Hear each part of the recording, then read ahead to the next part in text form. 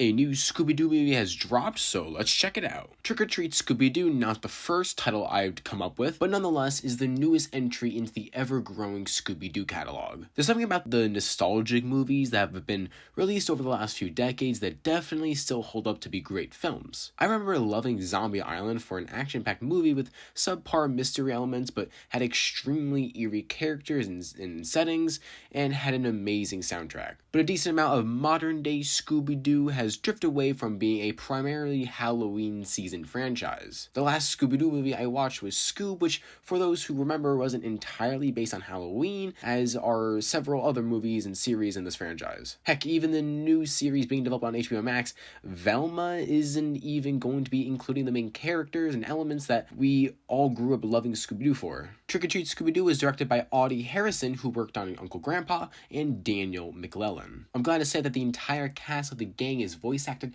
by all of the current cast members of their respective characters, which is awesome to see, thank God, as well as other characters voiced by the legendary Dee Baker, so overall a great cast of characters. And as for the animation, it's alright. I mean, the animation is reminiscent of the 2019 Scooby-Doo series, which isn't awful, but also isn't amazing either. But now, let's talk about the actual movie. The movie starts with your typical starter to these movies where you're the gang just wrap up a mystery, but what is cool about this one is it sort of ties together some of their other adventures and mysteries. Somehow magically Velma connected the dots in that all of their infamous villains had costumes created by the same person, which to me seems promising for a potential plot. Not another run-of-the-mill go on an adventure and get chased by some evil dude, but an actual set goal the team has and wants to accomplish. From there, we get an introduction to the main villain of this movie, Coco Diablo, and then... But anyway, we get a rather quick characterization for Coco,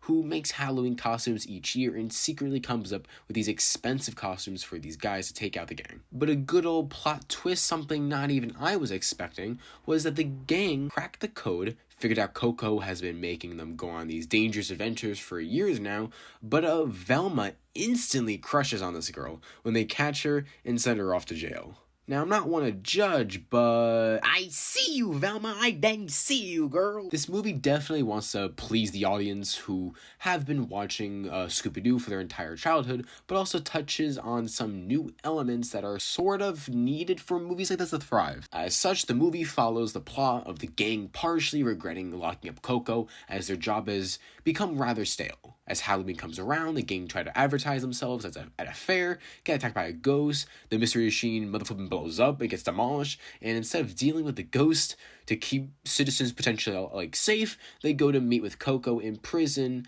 as a suspect to the ghost. And at this point, with Coco coming out of prison and the officer in charge of the prison seeming quite suspicious, the rest of the movie becomes pretty bland if I'm being completely honest. I mean, I could go on and on about the overused comedic bits during the midsection of the movie. It felt somewhat nice to a point that I can't really complain about much of it, but after trying to solve the mystery for some time, the gang chased down Coco to eventually capture Warden, the prison guard dude from before, as the real culprit behind the entire mystery. Jesus, bro, who was expecting that, am I right? Through much nefarious antics, Coco brings out the Avengers of Scooby-Doo. They get suited up in these OG supervillain suits to recapture the criminals that somehow escaped magically, wrapping up the movie and this mystery. Despite the average reviews and opinions I've seen for the movie, I thought the movie was overall a fun time for sure. I haven't admired a piece of the Scooby-Doo franchise that hasn't referenced the original episode since Mr. Incorporated, but it did it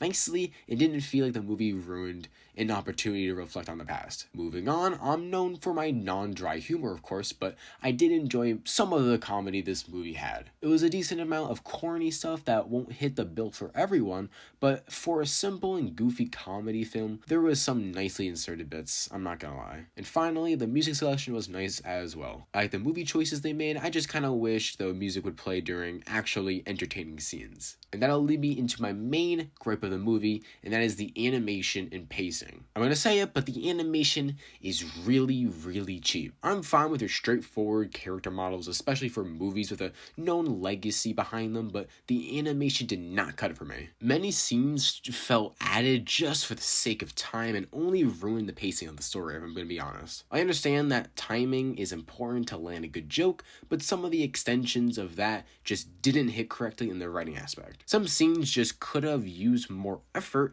and I try to emphasize this as much as I can, but lower the movie's duration, people. I'm not sure why writers are scared of doing this, but cut out the boring stuff, bro. Some of it isn't necessary and only loses me a lot of the time. My ADHD's coming out, guys. Come on, help me. The movie had a fun and goofy premise, but nothing too rewarding after introducing Coco. And the last thing I want to bring up is, yeah, they really want to push the agenda that Velma is bi, I'm assuming, and personally, I don't have a problem with that. However, they really pushed it in this movie. Moments like when they were just casually in the van and talking and stuff just didn't need to be blatant between Velma crushing on the girl. I'm fine that she does this, and it's led on to be that this will continue. So at some point, if there's a sequel to this movie or just more, versions of the movie and with the same universe, just please don't overdo it. Don't make it annoying at some points, because it really was, and it just felt like it was added again for no particular reason. Overall, I actually enjoyed this movie way more than I thought I would. The story was goofy, as it should be, with some nice jokes, music, and a voice cast that cannot be replaced. The movie does suffer with pacing issues, but overall, I had a fun time, and I think if you enjoyed Scooby-Doo as a kid, then you should have no problem enjoying this movie to some degree. Thanks for watching this week's video, guys. I know, I finally made something related to Halloween. Yes, praise me, guys, come on. But seriously, if you somehow checked this movie out in the last week or two, let me know how the movie was for you guys, and also let me know how my articulation is in the video, because I experimented with different texts when I wrote the script, and I just want to see if it did anything, because I think it will. But that's all I got for you guys today. Have a great rest of your weekend, and I'll catch you guys next week for one more Halloween video for the year. Take care, boys.